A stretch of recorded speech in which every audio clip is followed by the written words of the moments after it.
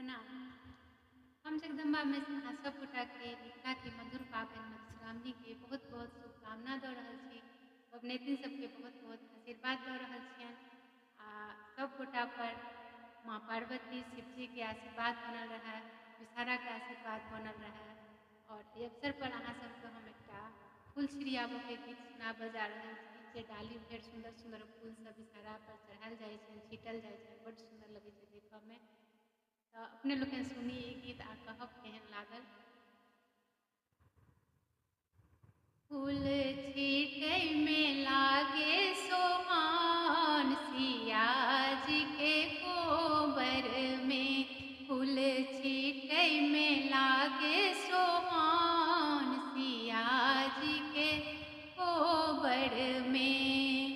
कथी में लोढ़ब हे जाहि जूही, कथी में लोढ़ब हे जाहि जूही, कथी में लोढ़ब गुलाब सिया जी के कोबर में।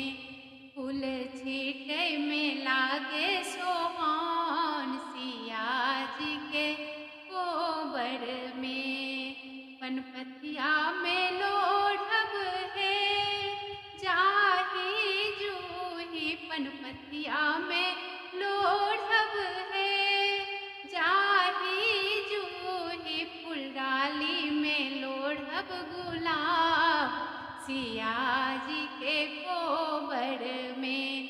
फूल छीटै में लागे सोहान सिया जी के कोबर में।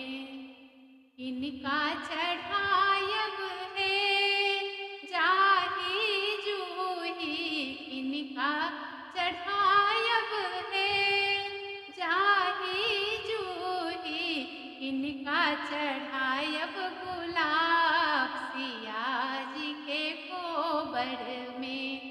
फूल छीटै में लागे सोहान सिया जी के कोबर में। विषहारा चढ़ाय